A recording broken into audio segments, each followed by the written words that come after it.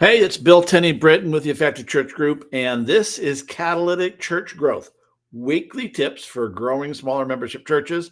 And today, I want to talk to you about why your church vision probably is failing to propel your church forward. So we're going to talk about church vision. That's kind of the theme of the week. And we're going to talk about why vision fails most churches and why it's probably failing yours, why we're not moving forward. So you've done all the work to get a great vision. Hope you watched earlier in the week the session I did. And if you haven't caught the podcast for Catalytic Conversations, you want to get that, because we talk about how to get a compelling vision, how to connect with God and find out what God wants for you and your congregation, and where God is trying to lead you or wants you to lead the congregation, pastor.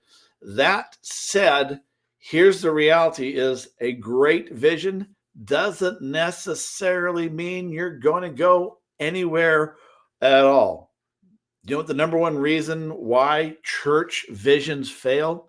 The number one top reason, it's not because they have bad ideas, although sometimes that's true. Sometimes churches just have really lousy a lousy vision, a vision that's not compelling, doesn't pull them forward.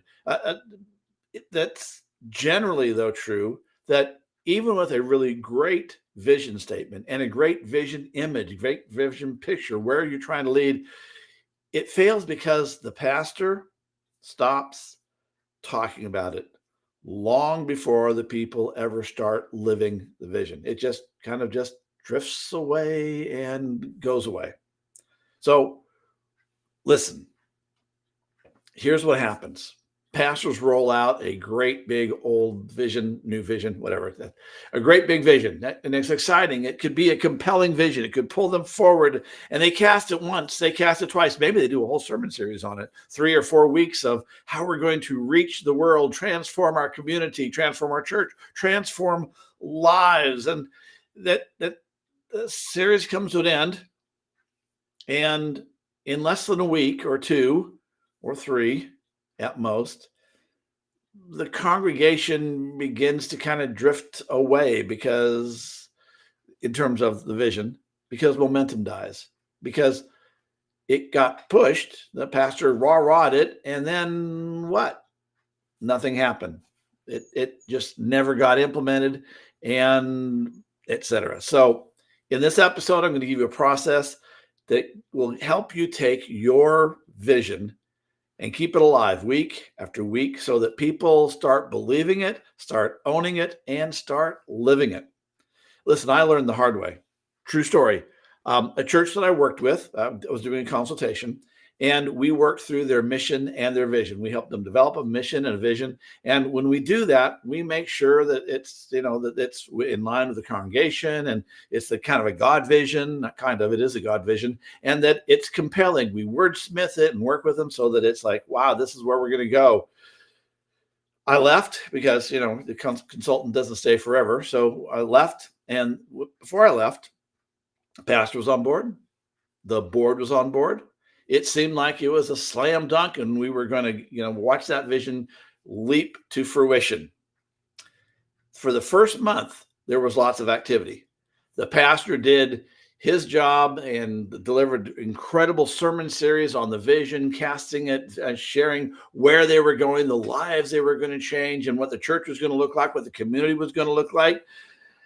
But then came the next month, and the board meeting came, and there was some distraction. There's always some distraction and something to pay attention to. And pretty soon the pastor was dealing with that stuff and those things, and the board was dealing with its thing. And in 3 months, no one in the church could remember the vision. They couldn't remember the vision statement, let alone picture the vision whatsoever. The problem wasn't vision failure. The problem was implementation failure. And I'm going to show you here 3 things that you can do. 3 things, there we are, get it on the camera.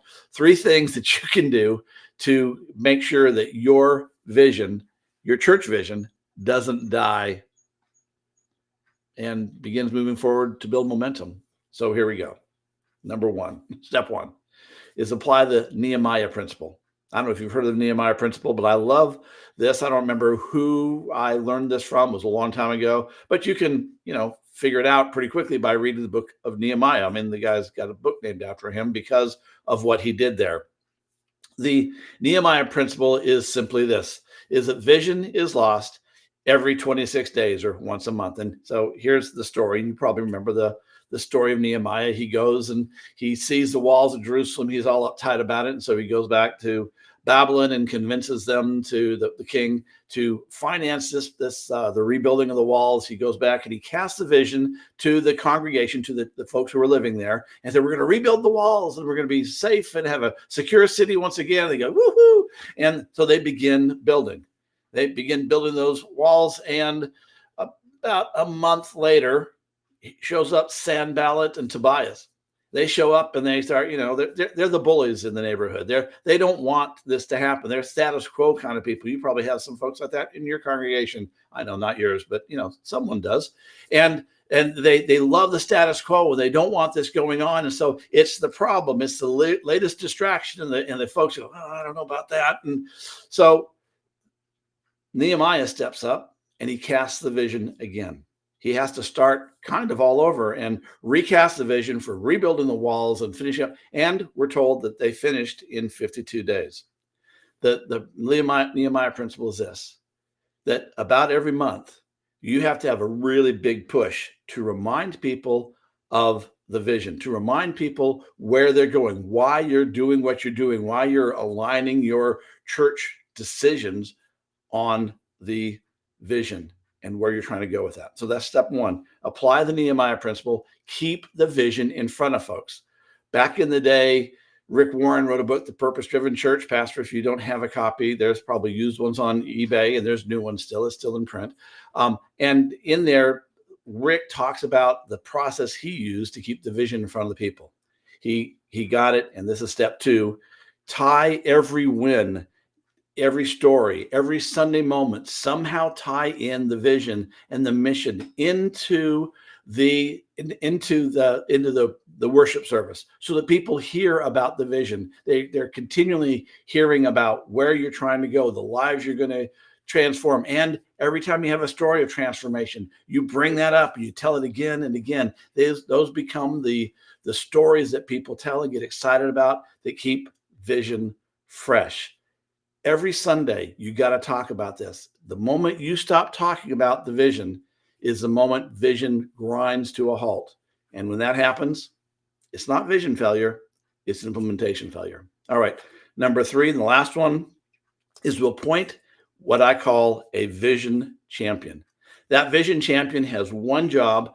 They should be on the board, and you have to recruit them and equip them and help them understand that their job is for whenever there is a question, a decision coming up at the board, they're there to ask the question, how will this achieve our mission and further our vision? How is this decision, whether it's to do Vacation Bible School, to raise our budget, to change our budget, to change the hour of Sunday school, whatever it is, every time there's a decision, the vision champion is saying, how is this going to help us achieve our vision? Their job is to keep the vision in front of people, including Pastor, in front of you. They're the accountability mouthpiece of the church. Vision, vision, vision, vision. How is this going to help our vision? And yes, people are going to get tired of hearing that. Hey, that's just the way it is. Let them hear how, get tired of it. The key is keeping that vision fresh in front of them, always in front of them, so that there's always potential of momentum and progress. Pastor, of course, you've got to continue to lead that, but your vision champion will help you get there. All right. So here's the deal. Vision dies when you stop talking about it. Keep it alive, keep it visible, and watch your church move forward. So I've got a goodie here for you. Let's see if we can make it show. There you are. Come up there. The Visioning Workbook. It's a quick workbook, free. Download it. click on the QR code, or when this is done, I'll put it in the description. Download the vision workbook so that you have a copy. It helps you to create that vision and reminds you how to move it forward.